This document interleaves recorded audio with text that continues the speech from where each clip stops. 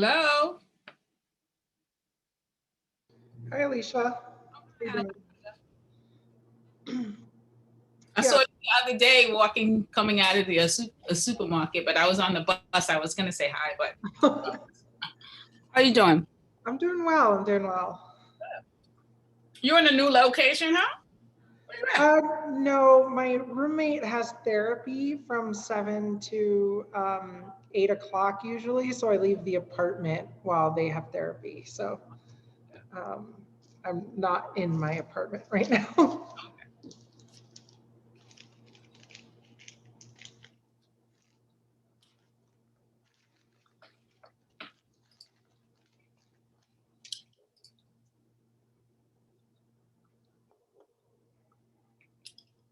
Okay, I'll give it just another minute and we'll go ahead and get started.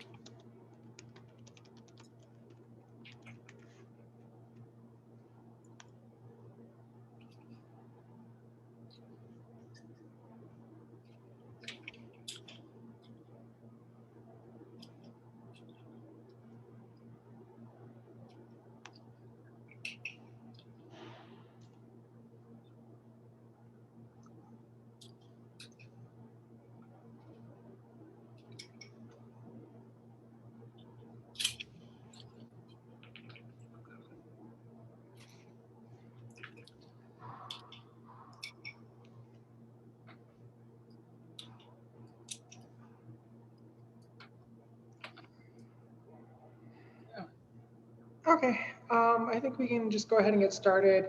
Um, so hope everyone is doing well. The first item I had on the agenda was just an update and continuation discussion about the Associated Supermarket. Um, my understanding is their 30 days ends tomorrow, and I just literally stepped over there to buy a Red Bull, and it doesn't look like they're leaving. And they just, the landlord just filed a lawsuit against Associated, which is pretty baseless. I think it's just anticipatory for the fact that I don't think Associated is going to leave with the commercial eviction moratorium.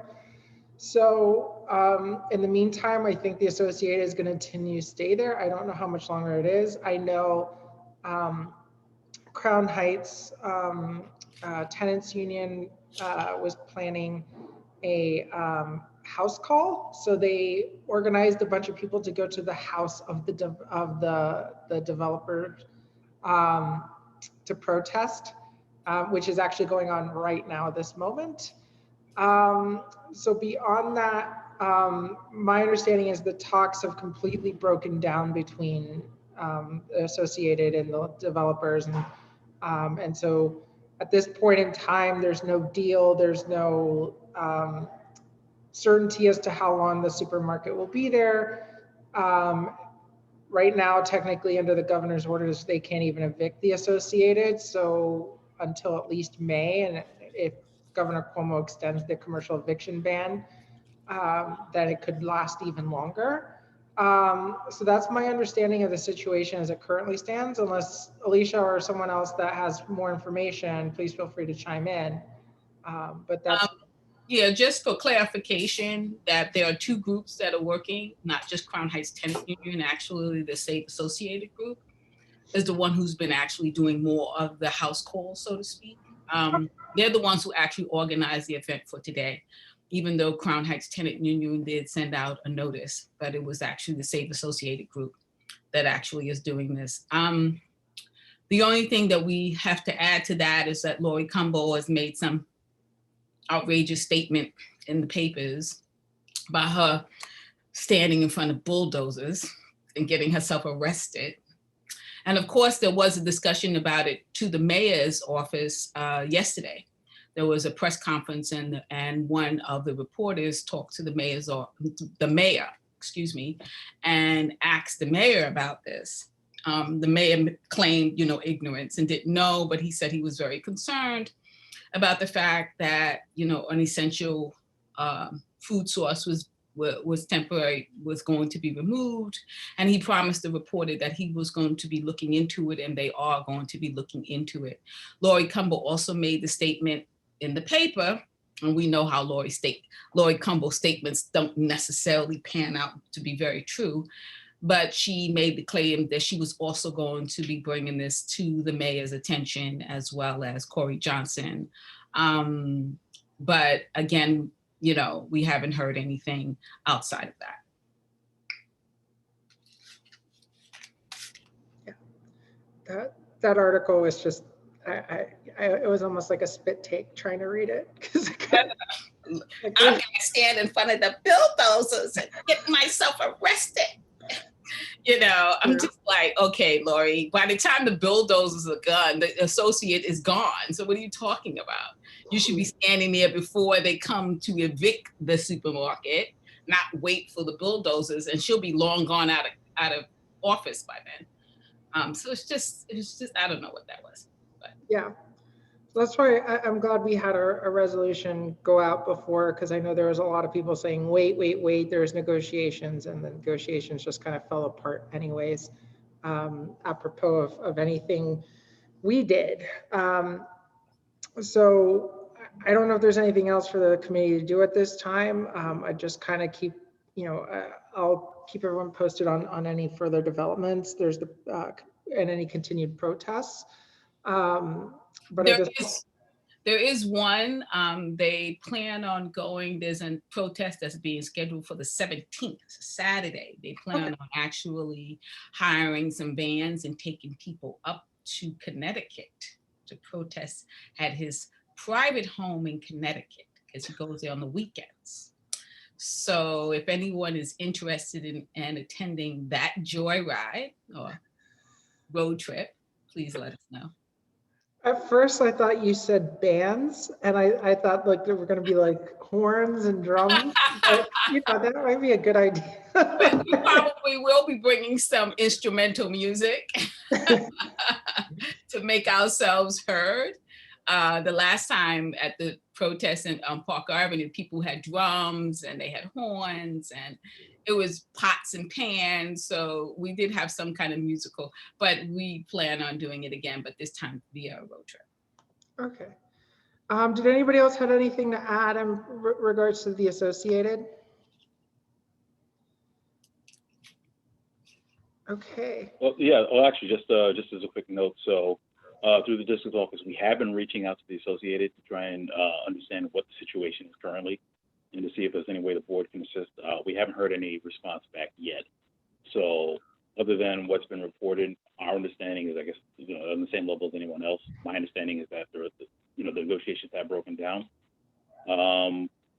Yeah, and that's it so far. But otherwise, we're maintaining contacts with the local electeds just to see if there's anything going on, if there are any plans that are developing that the board will be able to participate in or assist, or if there's anything we should be doing on our end.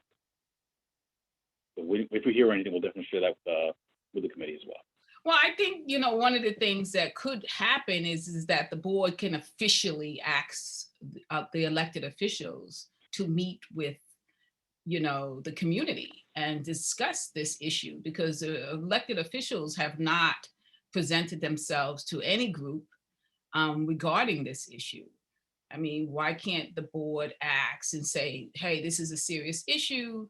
Lori Cumble, why don't you come and meet with the community so we can have a discussion, because this is supposed to be your constituency group that you're so concerned about and willing to get yourself arrested.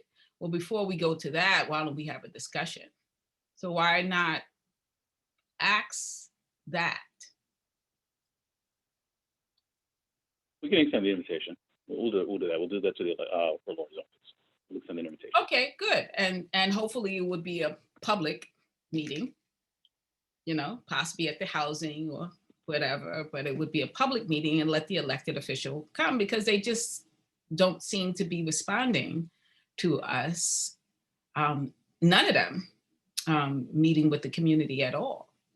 So will you be asking them to attend the general board meeting or a particular committee meeting, or? I mean, we'll see how that works out with regards to, we'll extend the invitation if they want to accept what works best, if it's in the general board meeting session, if it's a special session, or if it's at the committee where they'll come and actually address it here at the committee.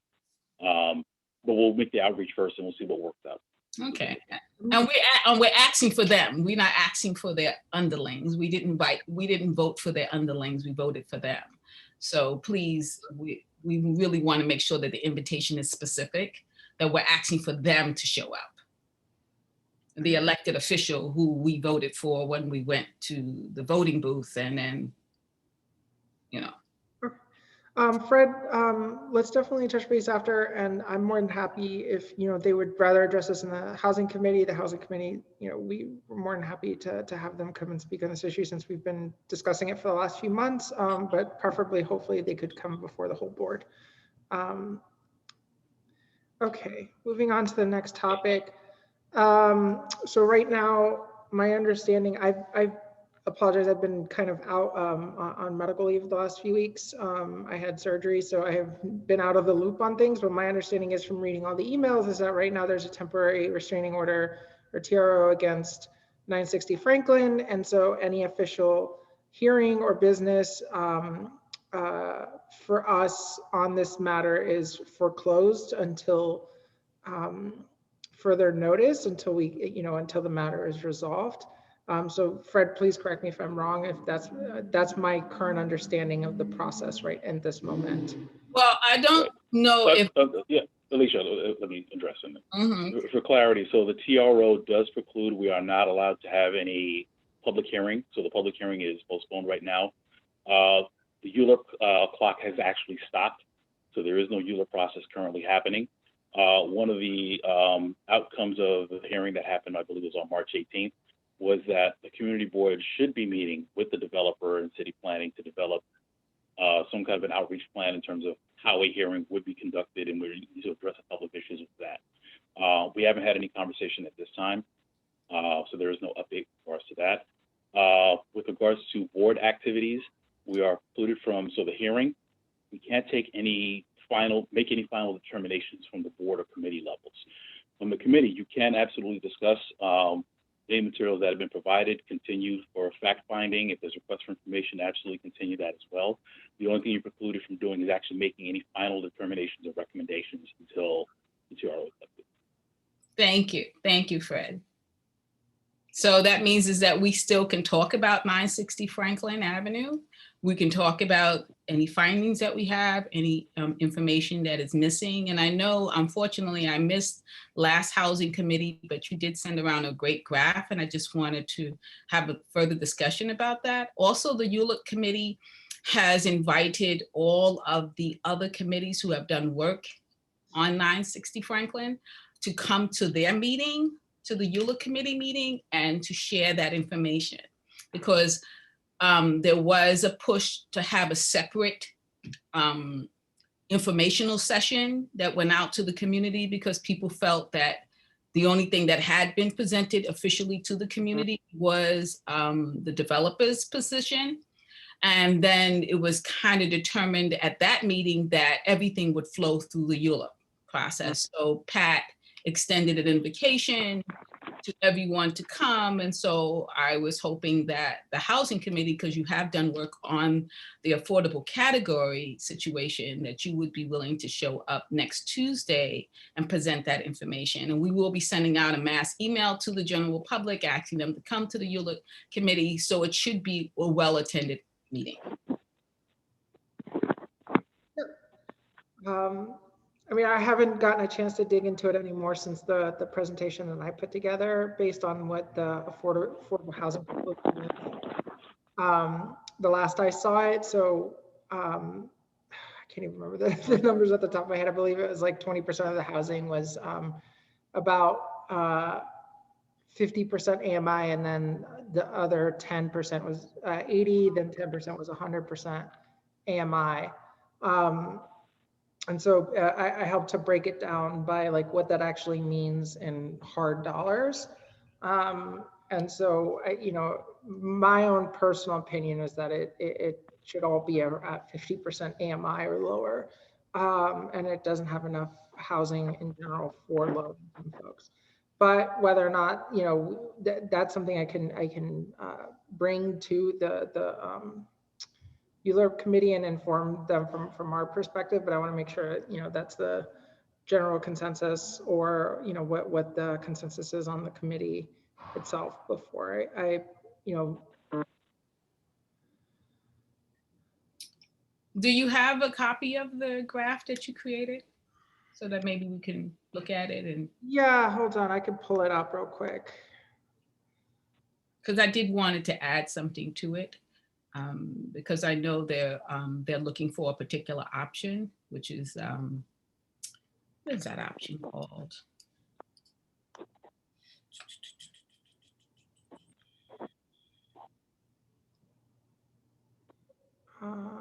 The workforce option. They're looking for the workforce option in the within the MIH program. Okay. So I can, I'll share the screen really quick so I can bring it up.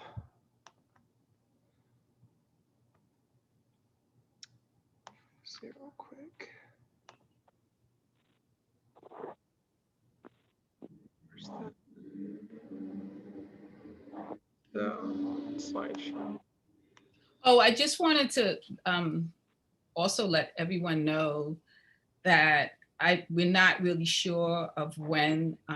I could do this afterwards. I'll talk about it after. So this was the percentage that I put up or the breakdown of all the number of units and the number proposed and where they fall under AMI. And so, there's a good number at 50% AMI, but then the rest are about 80% and above. So there's far more housing available at the 100% AMI to the 120% AMI level, which is for a family of one is $77,000 or more. For a family of four, it's closer to 120,000. So that's substantial in terms of earning income. So this was the graph. This was the chart of what that actually breaks down to, in terms of what AMI actually means in hard dollar amounts. So, for an average family of four, 50% is about $56,000. And then once you get to the higher end, which is the 120% of AMI, which is about 10% of units, a family of four is $136,000. And since you're talking about 20% of the housing is going to be 100% AMI or above, it's about 113 to 136,000. So that's pretty high income, at least for this area. And so that was one of my particular concerns. Then this was just going over the particular takeaways. And I think the other concerns that I highlighted last time is that there was no guaranteed to equal access to all the facilities and amenities within the development. I know at the presentation done by the developer, there was actually a slide that said that the affordable unit tenants would not have access to the parking garage. And so that already was like a sign, that there may be unequal access. Another common thing is that buildings like that will say, well, they have access to the common amenities, but they have to pay an extra fee. And those extra fees can often be substantial, hundreds of dollars a month, and families can't afford those, especially if they're there on the affordable option. And so that's one of a huge unknown. The developer said that they would have equal access, but it was undercut by his own PowerPoint slide. There's also, the questionable legality of the community preference in the housing lotteries. There are pending lawsuits because in a way they reinforce there's the counter argument against community preference is that they can oftentimes reinforce housing segregation. Um, and so, and it could have, and the way that it works out is it ends up creating racially disparate impacts against different communities, particularly when it comes to developments in the wealthier areas of the city. If you have community preference in places like the Upper East Side, and you have people who need housing in Brownsville or East New York, they're not going to get the housing that they need because the community preference for people already in the the Upper East Side is going to block them from having the opportunity to apply. And so, you know, there's kind of both sides of that coin. It reinforces the current existing housing segregation within New York City. And then there's obviously the workforce housing. So that was where we were at the end of the last meeting. And I think that's right after is when the TRO came in, and then we were unable to do anything further or have any other further discussions. Well, if you don't mind, because I wanted to explain a little bit about the workforce option, because I did get a chance to look at your notes. And so I think I had sent you an email, but I wanted to discuss it. If you don't mind, if you go back to that first graph, and that really shows you where the workforce option actually is. The workforce option, just for everyone to understand, is a part of the MIH program. It's the Mandatory Inclusionary Housing Program. And that comes with the rezoning. It's not an additional whatever. It comes with the rezoning. And if you notice, the workforce option is really the 80, 100, and the 120%. That percentage right there is the workforce option. So that means that the developer, if he doesn't get the additional 50%, that means if he doesn't get the other 20% that he wants to make it 50%, the 30%, which is all the MIH, all of the MIH will be either 80, 100, or 120. So the MIH program underneath the workforce option is 80, 100 to 120, around that. And that's what you're going to get for the workforce option.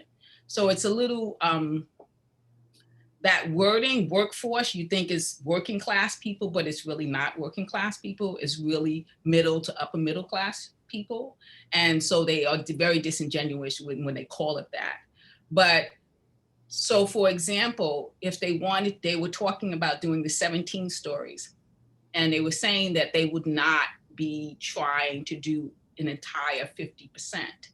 They would only be doing 30%. So that means the workforce option, so all of the apartments in the 17 stories will either be 80%, 100%, or 120%, because that is the 30% that targets the workforce option. So I just want people to be aware of that. Whereas that 50% right here, which is 20%, that's the additional amount that they're looking for if they want additional programs for the larger complex. Yeah. So essentially to break it down is what's going on is that between the 17th floor option and the 37th floor option is that if we go at the 37th floor option, they'll allow to have 20% of the units be low income at 50%. And then if there's the middle ground option for them that they're proposing, which is the 17 story, which would only be workforce housing, which is the 80 to 120%. So there would be no lower income options. Because underneath the workforce option, they're not allowed to ask for additional monies from other sources. So because as you can see, the target is so high. I mean, 80% of AMI to 120% of AMI is really not a needy population. So they do have this requirement that you can't ask for additional money. Whereas if you do this 50%, which is 20%, you can ask for additional monies from other sources. So you can ask it from the, HPD can give money. You can get money from the state. You can get money from the federal government. So that's how that works. So that 20% is only, the 50% then is only if they get the very, very large development complex. So if they don't get the 39 stories or the 35 stories, we're just going to be with the MIH, and all of the development will be between 80% and 120%. Okay. So that's really important to know that. Alicia, oh, sorry, Alejandra, can you put the slide back up? Yeah.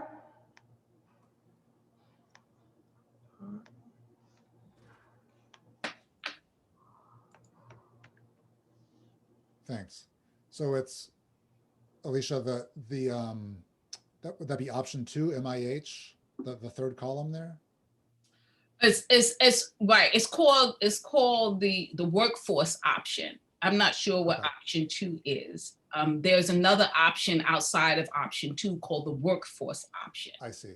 And then there's a low, moderate income option also underneath the MIH that developers never choose. What does MIH stand? Oh, medium. What does MIH stand for? Amanda. Yeah. So essentially, mandatory inclusionary housing. Got it. Okay. Yeah, we all of us know what MIH is. We've been around so long. We just say it and everybody knows, because it's a program that was approved in 2016 by the city council. 52 out of 59 community boards voted against it, including us, but they passed it anyway. Yeah. Okay. Essentially what it allows is it's basically a leverage point for city officials to grant zoning exceptions to developers in exchange for concessions to provide affordable housing. And so essentially, since this is zoned, it can't be, generally higher than about 8 floors in this section of Crown Heights. The other buildings like the Ebbets Field and I forgot the name of the towers. They're grandfathered in prior to the last rezoning in the 90s. So right now in this current area, the highest they can build is about 8 floors or about 100 feet, 120 feet, something like that. And what this allows them to do is it will allow them to say, hey, we'll build the building like 30 something floors, and in exchange, we'll build all this affordable housing. And so that was it was to allow city officials to basically get concessions from developers. Now the problem is what's the definition of affordable housing? And I think that's where a lot of the problems have been, is that a lot of city officials and city council members have said, well, we've got this affordable housing, but it's oftentimes not affordable for the members in their communities. And so that's been a huge sticking point. I don't think it's an inherently bad tool. It's just one that hasn't been properly used to actually seek affordable housing. And then on top of that, what ends up happening is one of the problems is that it creates housing or buildings that are way out of context with the neighborhood. Like this, for example, that is like nearly 40 stories tall and will block shade to the sunlight to the botanical gardens. Right. Also, I just wanted to add that there was a study that was just done on the MIH, and they showed how ineffective it has actually been in actually curtailing the amount of displacement that has been occurring in community. Even though this has been in effect, it has done nothing to offset the displacement and the homelessness, as well as it being completely ineffective in creating low to moderate income housing units, because the developers have these options. And that's really the problem with the MIH. You can get affordable housing, but the options make it so widespread that developers always look for the high end option. And so they never create low to moderate income residences. They just don't.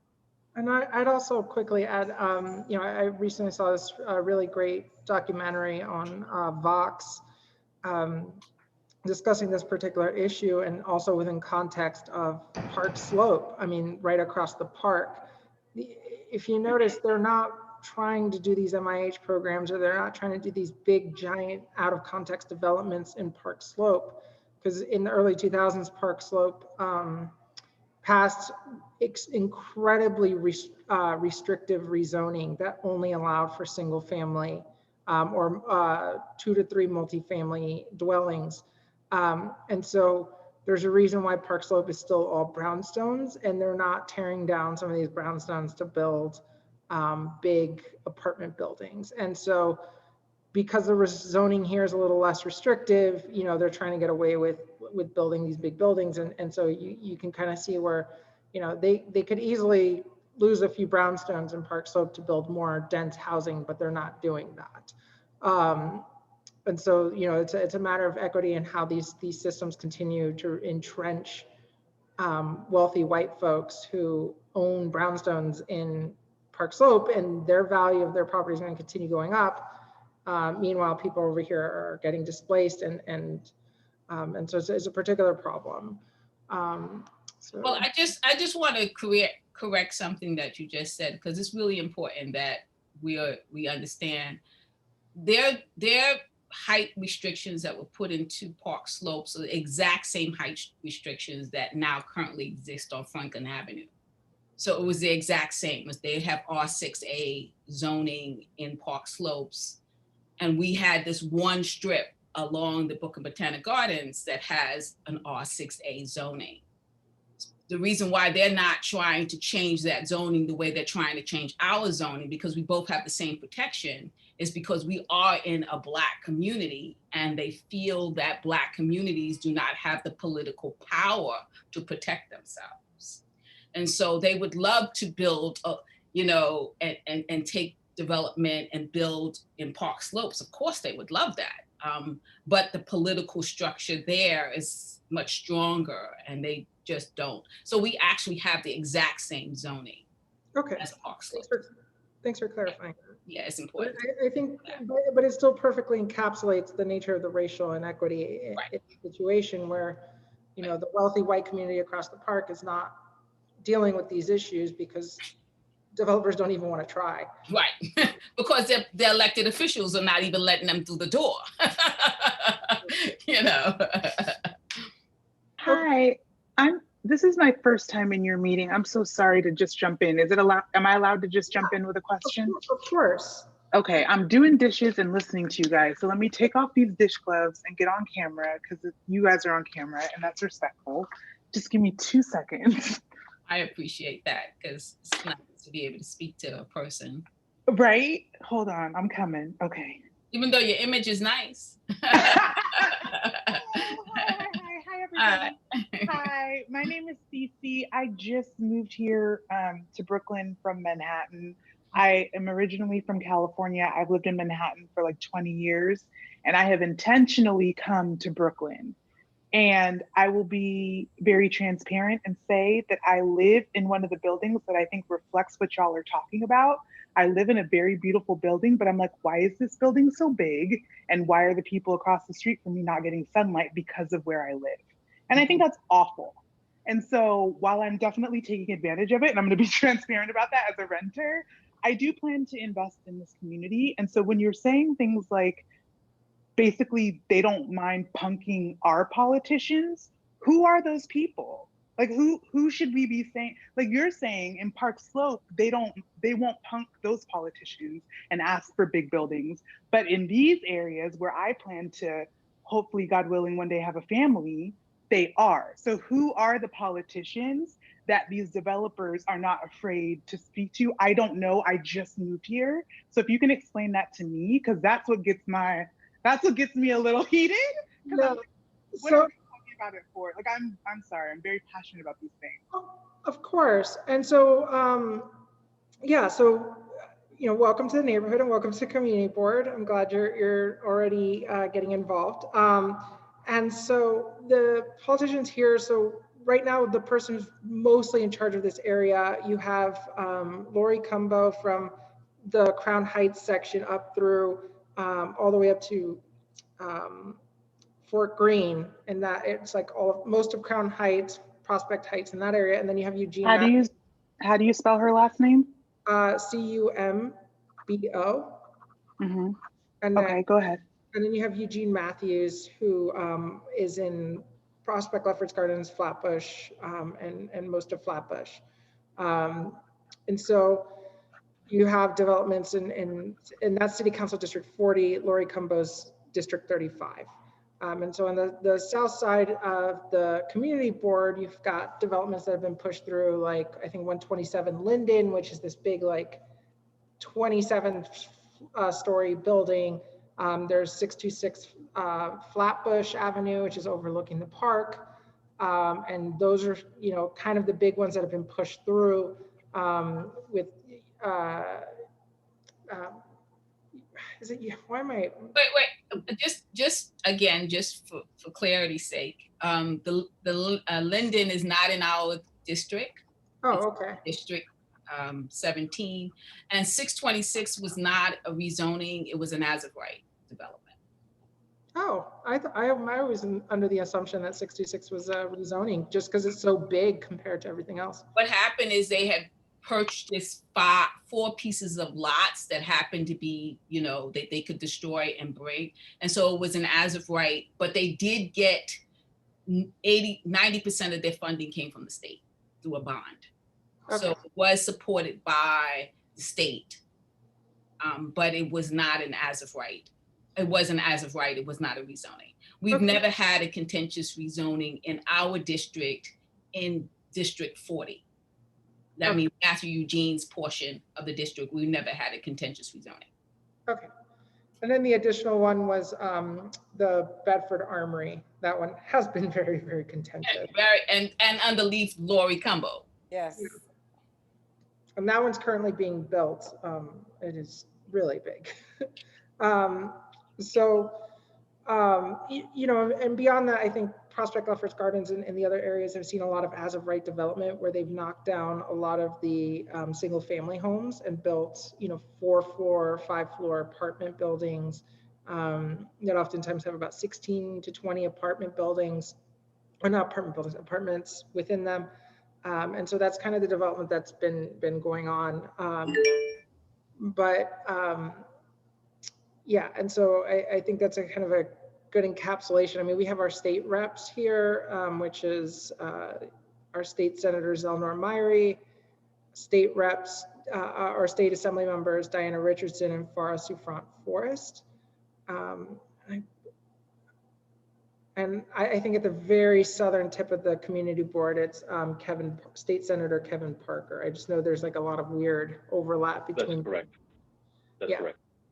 So, you know, those, but the ones in charge of most of the immediate development is obviously going to be the city council members, the borough president, and then ultimately the city council and the mayor's office. And so that's kind of the direct pipeline for any of these rezonings and how they go through, at least at the formal approval level. Obviously, there's like a ton of steps before that they go through the ULURP and everything else. So from y'all's perspective, what is Park Slope doing that this area full of beautiful Black people is not, and brown people is not doing? And who are the people that are leaving, who are allowing this for us? Is it the Lori Cumbo and the Eugene Matthews, or is it all the way up to borough president and city council? To me, those are like two different levels. So like, where should the pressure be applied? Like, stop putting high rises in these neighborhoods. That's not cute. Who needs to be told that? I mean, I think part of it is just like the inherent just racial inequity between the two. I mean, it manifests itself in so many different ways. Like when I first moved to New York over 8 years ago now, I had a car, and one of the things I noticed when I was living in PLG was that the alternate side parking was 2 times a day. But if I went to Windsor Terrace or Park Slope, it was one time a week. And most of them had the unofficial rule where they could double park. You tried double parking on this side of the park, you would get a ticket. And so like there was, you know, just immediately with just how parking is enforced is already different. The way that the neighborhoods are kept clean is different. Than the amount of trees that are planted is different. So I feel that. So who's who's making that decision? Like, if you tell me it's racial inequity, that feels to me like infinite possibilities. If you tell me some names, that feels like a million possibilities, and I can handle that. Oh, can I just interject a little bit? CeCe, what you need to understand is that our city council people are the ones who really kind of control a lot of the things that happen in our community board. However, our city council is about to do a major change and shift. There are the elections coming up in June, the primaries, and those are the new people who will be responsible moving forward. So if you wanted to focus any of your energy, you would want to focus on making sure that you had the right city council person for the next go around, because the current council people are leaving. They don't really care what's going to happen because they're leaving. That, you know, they're term limited out. And so you have a large group of new city council people that would be coming in. And so you have both 35 and 40 will be having new city council people. And that's the people that you have to hold accountable. Now, one of the issues is that our current council person, Lori Cumbo, was put in through real estate money. She had a large real estate PAC. They gave her $250 million in order for her to get over the hump and win her seat. And as a result, she was beholding for the last 7 years. All those people, And she's and all that money, a major, I mean, in her community, in her district, she has probably the most amount of real estate development than any other district in Brooklyn. Wow, because of that. So if you know that and you want to get involved right now with selecting your next city council person and making sure that they are not, or making sure that you know if they're getting money from the real estate industry or what special interests are giving them money, and then making sure that you don't vote for that person. That's right. And that's right, CeCe. This is exactly what I was going to say. Thank you, Alicia. That was very well explained. This is Hector. This is you asked the question, CeCe, as to what is the hierarchy, if you will, or where to put the pressure on this. And one of the things that happens time and time again, so that you can understand, is that, you know, when election comes around, people keep voting the same people into office. Okay. And Alicia is 100% right. You have to be able to really look at the candidates that are going to be the next wave, if you will, of city council representatives, and really see who is being supported by the real estate industry, because that person that you do not want to have in your city council seat, that's the person who is going to continue this cycle of selling out our district. And there's no question about that, because when you look at this side of the district, this is the plan. They want to have all of these high rises on this side of the district, but they're not really doing the same thing on the other side of the district, which is clear, right? You have NYCHA housing on the other side of the district, which no one is paying attention to. There's so many public housing on the other side of the district that not one single one of these elected officials are paying attention to. They want to disguise all of this whole, you know, we have this blue plan and we're doing all of this stuff. We're going to rebuild these public housing. But you know what? We've been talking this conversation for years. And so this is a good opportunity to reinvent the city, if you will, because it's going to be very important election come June 22nd. If you want to know how to help, Alicia, again, it's 100% right. You got to pay attention to who is running in this district and what exactly they stand for. Thank you for that, Hector. Nice to meet you. Miss Alicia, I don't know how to stay in touch with you, but can we stay in touch after this? I think I have more questions. You might be able to help me. Okay, hold on just a minute. Yes, what I can do, because we have chat in this particular meeting, I could put my telephone number and I could put my email, and then you can contact me and I can send you some information about how you can check your the current people who are running for office to see where their money's coming from. And then also you can follow me, because I will be following them as well, and also disseminating that information. So I'll go ahead and put it into the chat. Thank you. Thanks everybody for letting me interject. I'm done now. You're fine. Thank you. So with that, you know, I think that that's pretty much what we can cover in terms of 966 Franklin. there's the big meeting next week, I can, bring the same kind of presentation and discuss the same issues with the affordability of the actual proposed units and just focusing on the housing portion. And so, unless anybody else had anything to add in particular in regards to 960, we can move on to the next agenda item. I did have one. Actually, how much time do we have before Technically, we can run until 9. I think we've always been just very efficient and not running till only 8. Right. I think my question is, when we talk about affordable housing and the AMI percentages and the allotments toward them, so I've been in the neighborhood for about 10 years, but never really been. I feel like every meeting of the board, I say that I'm new to these meetings, but is there a consensus among us on the call right now about what right looks like in terms of what is an acceptable allotment of affordable housing and at what AMI? And I know, Alejandra, in past meetings you've said, I think something like, in your opinion, it shouldn't be anything over 50% AMI. Yeah. What about others? What does our community want?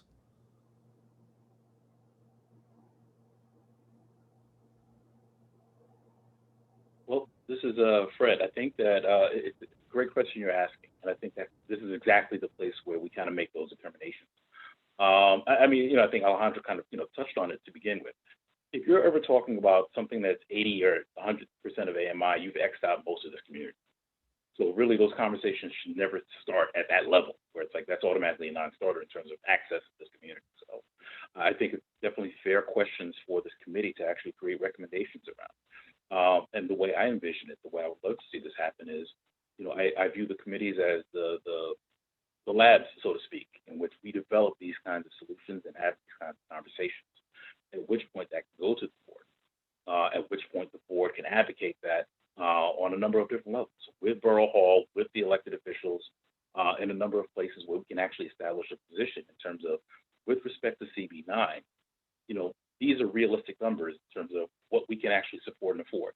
Not, okay, we're talking about AMI, which includes Rockland County and Westchester County and all kinds of people who make double what our average residents make.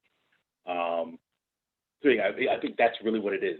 I'm probably not going to happen at this meeting, but definitely I think that is something that could possibly be, probably should be part of the agenda in terms of, let's establish what the priorities are, what is real here in terms of AMI, really, drill down in terms of what are the needs of the community, with regards to housing, with regards to housing, homeowners, with regards to renters, and all the challenges that face those, and develop all those recommendations. Thank you, Fred. I like the idea of it being a lab. I don't imagine a lot of communities would want theirs treated as a lab, but someone's got to figure it out, because it seems like this conversation happens citywide every single year about every new development. Right. And there's just a lot of stuff that, it may work. Listen, it may work in Parksville, but it won't work here. So we shouldn't accept cookie cutter, solutions that say, okay, well, listen, one size will fit all the different community districts in the city. No, CB9 should figure out what's good for CB9. That's right. Right. Thank you. It's an open question, so if anyone else has thoughts, that's great. And also, if not, also fine. Alicia. The problem with that question is that if you're going to look at what everyone else has done, and tons of communities through very contentious rezonings have put in their bid for what they want. And the only thing that the city has done with that is state, oh, you do want this development project because you do want affordable housing, but never give them the affordable housing or the target that they want. So it just becomes a way to get the foot in the door so that a rezoning can happen. But I have not seen yet any contentious rezoning, whether it be a district-wide rezoning or a private rezoning, that actually has created housing that the community said that they wanted, the target population that they wanted. I have not seen it yet. So before you ask that question, Matthew, you need to go back and find out, can it even happen? Have you ever seen it happen? Where has it happened? How did it happen? Because then we would model that. That is why I I'm haven't here. seen it. That is why I'm here. I have not seen it. So the only thing that that question does, it opens the door for development without actually empowering the community to get that affordable housing. Because like I said, the MIH program has been a complete failure. Not one apartment has been created underneath the MIH that's low to moderate. And obviously our community will be looking for low to moderate, because that's what we are. We are a low to moderate income community. And yet we have not one apartment has been created underneath the MIH. But if you can find one, let me know. There's my information, my telephone, and show it to me. Because then we could then say, well, what did that group do that all the other groups in New York City were unable to do, that they got what they wanted? Because I have not seen it yet. So that's my spiel. Okay. Yeah, I mean, Continue that's to ask questions. part of the drawback with the current ULURP process. We're just advisory. We have no actual power to, even if we, as a community board, completely come out in opposition to the rezoning, the city council member is the one that has the final say. And ideally, in the way a political system works, is the city council member wants to get reelected, so they would follow the wishes of the community and go against the development if the community is against it, or at least work to implement their recommendations. Unfortunately, the way it's currently set up, with term limits, once a city council member makes that second term, they don't really care because there's no incentive to keep them in check. And so ultimately that's been part of the process. And with the aldermanic privilege is the other aspect of this. If the city council member who oversees a particular development approves of it in their district, the rest of the city council will go along with it. It's just as a way to make it easier and defer to the local representation. Unfortunately, I hope that starts to change a bit with these kind of bigger developments, like where others start to get involved and say, no, this isn't okay, even if you have a developer-friendly city council member. But that's historically been part of the issue, is that communities, even when they offer constructive feedback and proposals, it just gets run over and they don't really care.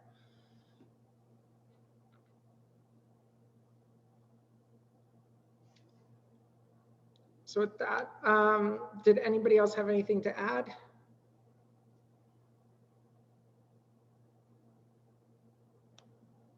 Okay, so reminder, the ULURP meeting is next Tuesday at 7 p.m. I would like as many housing committee members to attend as possible. If you have the time, I will be there.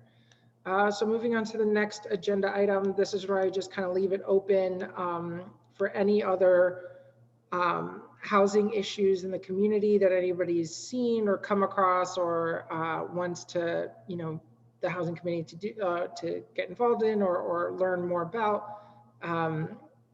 So I know one thing, Alejandra, there was the new law that just is supposed to be now circulating in Senate.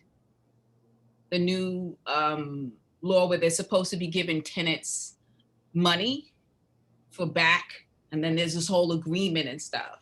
Will your committee be looking at that and helping to educate the residents? Because a lot of residents don't know about this. And I'm just trying to figure out how you guys are going to be able to reach out to the community, especially because we don't have in in-person hearings, and a large majority of our residents do not get on internet, and yet that's the exact population that would need this information, where they're obviously when it gets passed, if it gets passed, but will you guys be at least venturing into, one, examining that bill, and two, figuring out a way where you can get the information out to the community Thank you for outside bringing, of these in-person, virtual hearings? yeah, no, thank you for bringing that up, Alicia. That's really important. I know that there was about almost $2 billion set aside to help tenants with back-owed rent.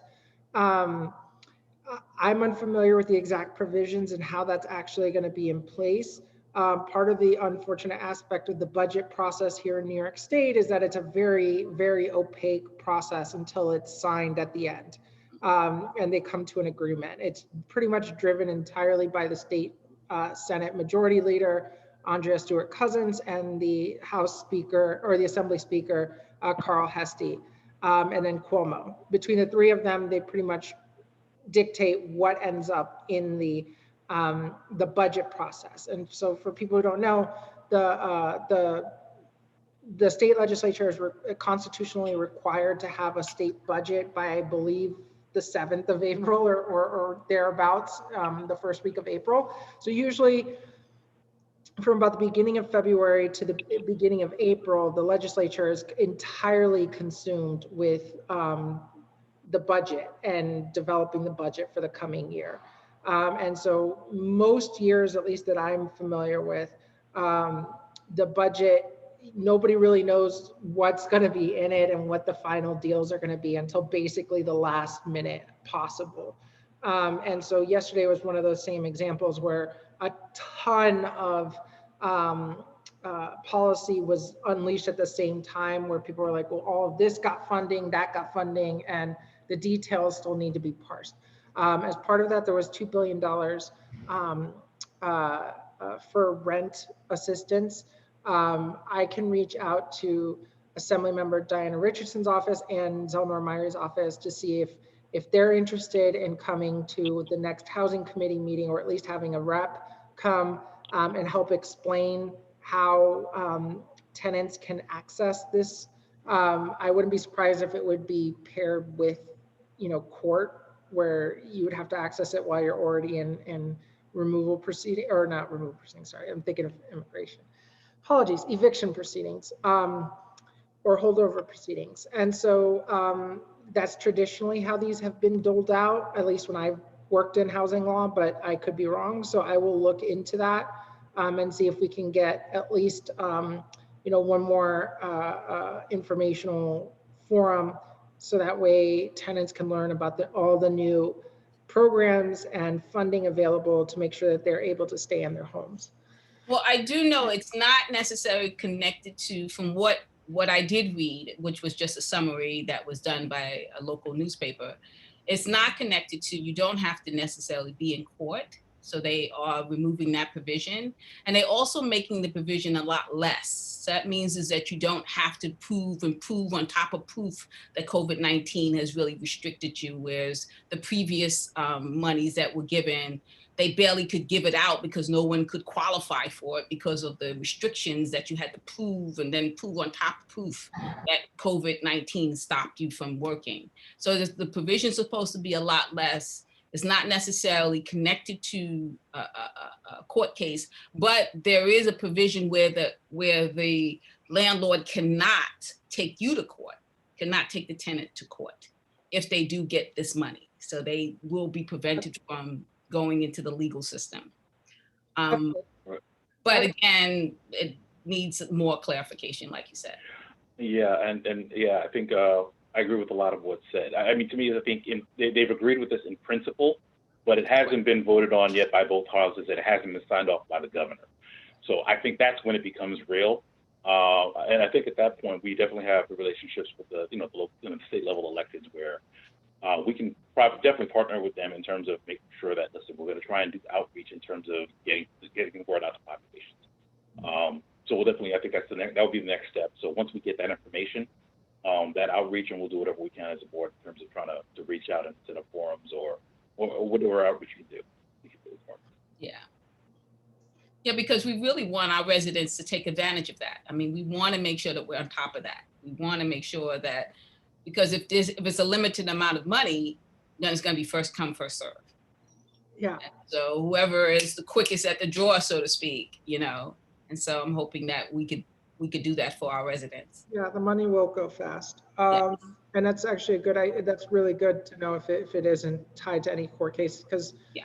so much headache could be avoided. I remember when I was practicing in housing court in law school and did a clinic, and the amount of times where you're like, we could just avoid going to court and all this expensive headache if we just sat down and worked this out. But the system isn't set up for that. So that's actually a really good thing if they're able to do that. And then next year, the beginning of next year is when universal access is set to go citywide in terms of guaranteed representation in housing court for 200% or below of the federal poverty line. And so, you know, combining all of that with the extensions of the moratoriums and all this money, it looks like hopefully there'll be, you know, not a tsunami of evictions on the horizon.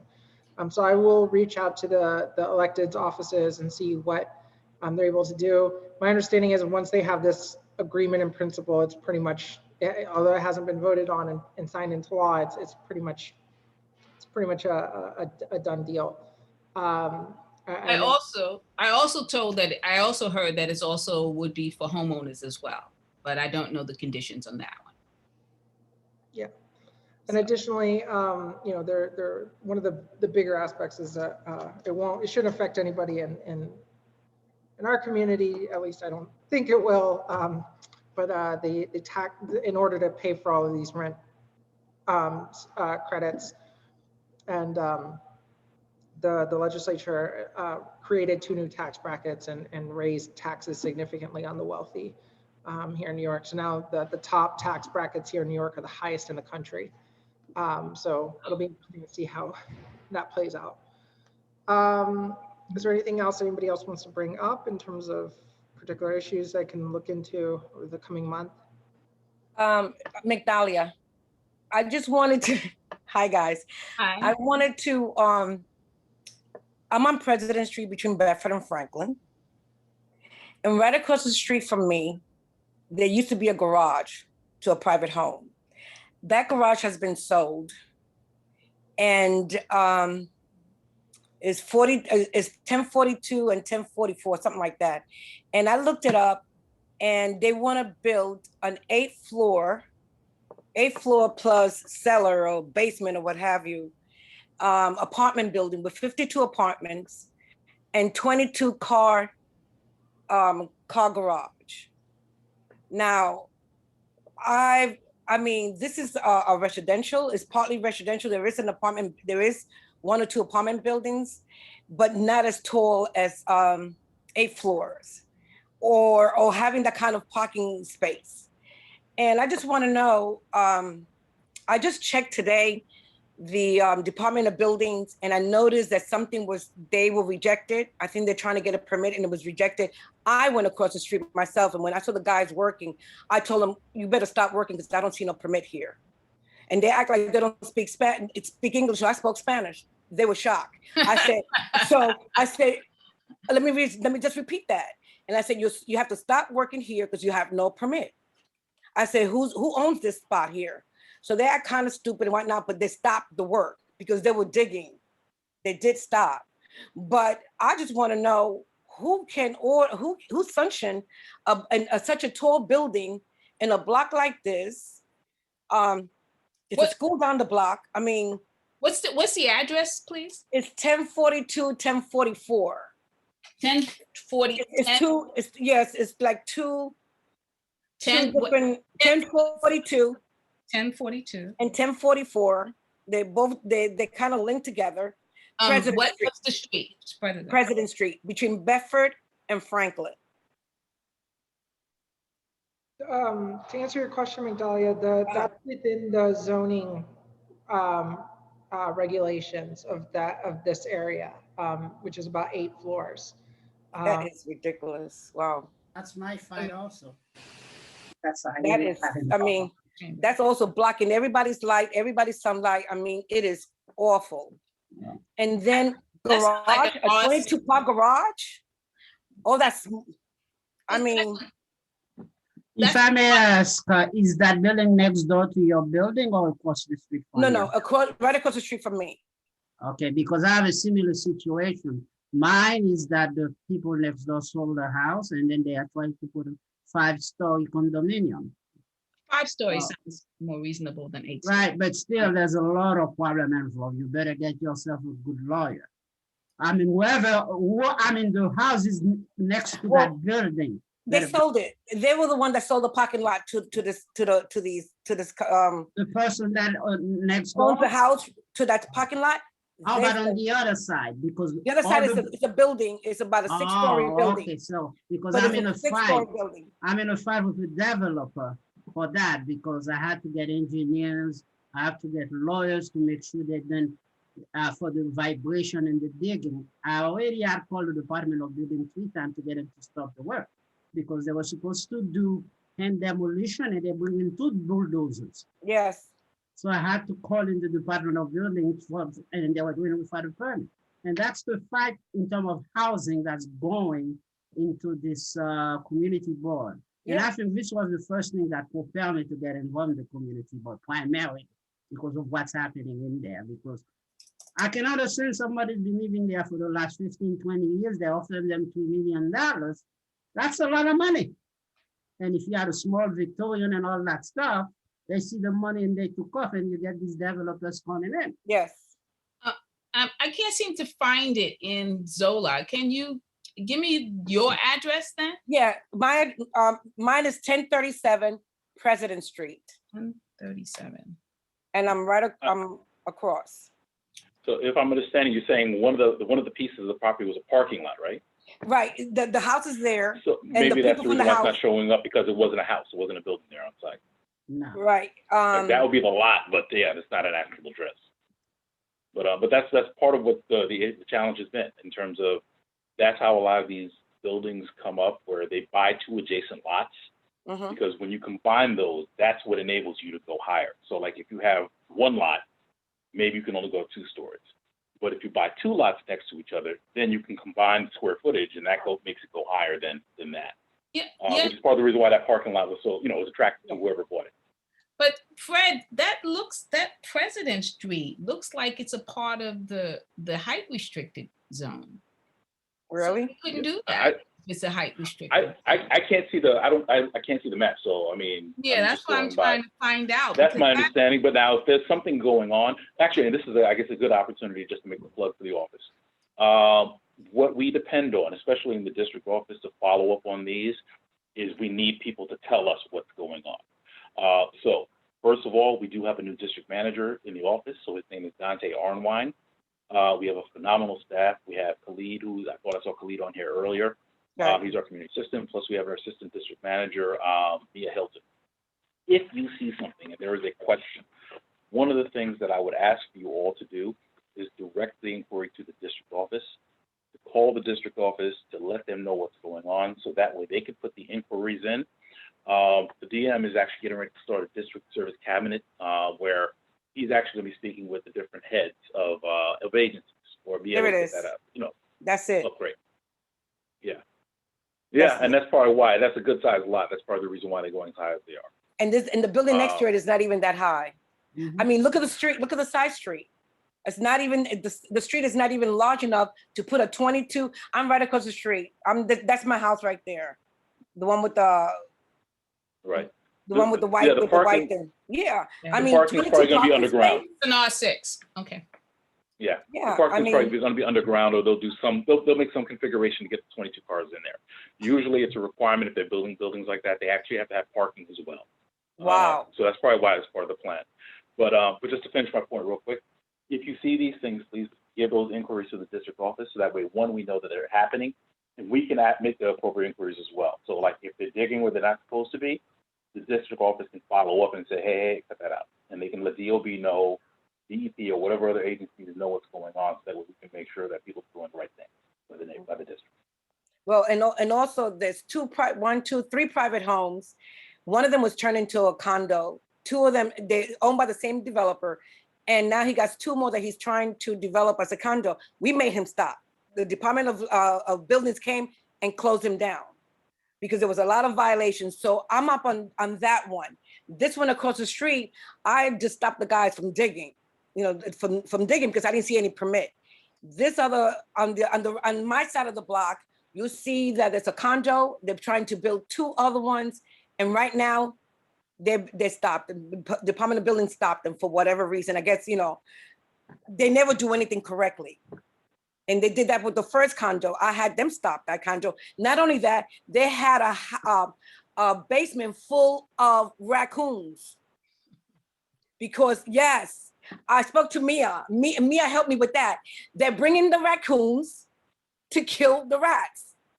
In the meantime, they harass the people in the community. So I had to call Mia, I called the department, I called everybody from the animal place, and they came and I told them, if you don't take them out of here, you're gonna have a big problem in the block. They took the raccoons out. I have pictures of the raccoons, huge, including the one in the parking lot. He had raccoons back there that were like bears. He had to take them out because and then right next to me, the house was empty, and the owner across the street from the parking lot tells the guy next to me, get some raccoons. He did. I had 3 of them looking into my window. I called the developer. I said, either you get them out right now, or you're gonna have a problem on your hand. And he did. And I took a picture of the man that came and collected the raccoons and collected the cage. So this is what they were doing. This is what they were doing in our neighborhood, bringing in raccoons to kill the rats. And the raccoons were just, sunbathing in people's patios. They took over people's balcony. And I'm a rescuer. So I said, if any of my cats get killed by one of these raccoons, I told the owner, I make sure I have every animal right in front of your building protesting. So that's how he got him out. Absolutely let us know. Because the thing is, it's like we see with the developers, a lot of them do multiple properties. It helps for us to develop a database who the bad actors are. So if we see a sign come up and this person is building it, we know trouble's coming, or we know that we need to start actually, getting on top of things before they get crazy. Also, I also would suggest that the next time you see them is that you call 311, because then an inspector comes down and an inspector closes them, and then they get a fine, and then they have to have a hearing. See, when you go over and you do it, nothing happens to them. Yeah, they shut down for the day, but there's no record of it. So the next time, don't go over there. Let them do it. Call. Okay. Within 24 hours to 48 hours, DOB comes and they will shut them down. Then they have to go to a hearing, and then so it's more legal, and then it's on the record. Okay. Because it's notorious. On this side of the community, developers will do whatever they want to do with no permits. They don't care what's going on. It just happened with the development that we are protesting. Developer in there, no permit, didn't care. But so that way, make sure that you're calling 311, registering it, and make sure that, and then that way that can help. Okay. Yeah, I had a similar story to McDolly. They were doing renovations in the commercial space below my apartment, and they started at 6 p.m, and we're going, and it was already 11:30 at night, and they were like sawing, and it was so loud. And I went downstairs, and it was the same thing. They didn't speak in English. So I was like, I am in Spanish. I was like, and but I also filed with 311, and I made sure my roommate filed, and there was some other people in my building that also on my floor that also filed complaints. And the next day they weren't there, and they ended up having to do the construction on Fridays because the business there is shuts down for Shabbat. So but you have to be able to do 311, and then also, if you want to, some self-advocacy, and I don't blame the workers. They're just fine. But I just had to go there because somebody had to stop. So no English, I'll tell you in Spanish. But not to steal 311's business, and not to steal 311's business, but also, like, even if you call 311, please let the board office know as well, because we have the ability to start building case files.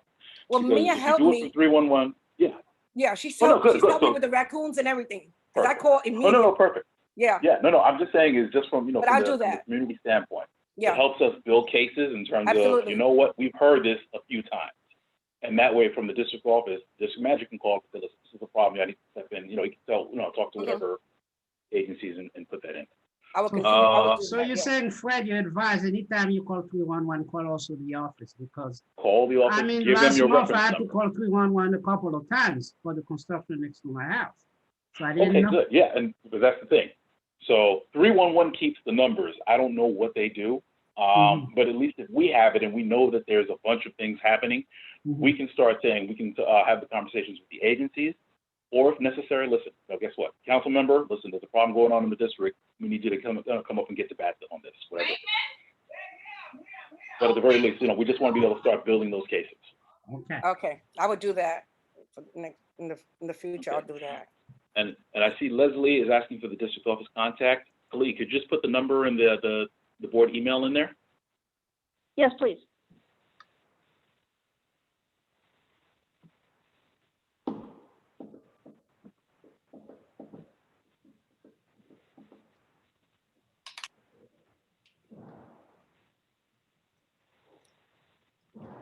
Thank you.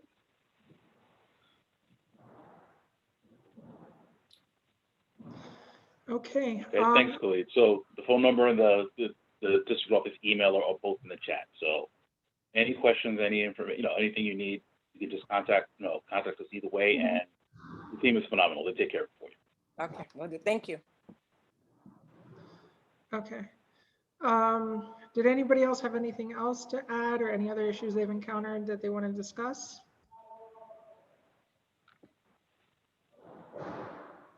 Okay. Well, I want to thank everyone for coming to the meeting and having a very productive meeting. And again, encourage everyone to go to the ULERT meeting next Tuesday. I will be working to get information on the electeds from the new rent arrears repayment funds and programs to see what exactly are the qualifications needed and to make sure we can host a forum for tenants to attend. Thank you all for coming. And anybody want to do a motion to adjourn? Adjourn. Oh, motion to No one adjourn. wants to leave. Second. Motion to adjourn. All right, all in favor? Aye. Okay. Motion passes. Have a good evening, everyone. Good Thank evening. Thank you. You too. Bye. Thanks. Okay, Bye-bye. bye-bye. Thank you. Bye, everyone. Bye. Bye.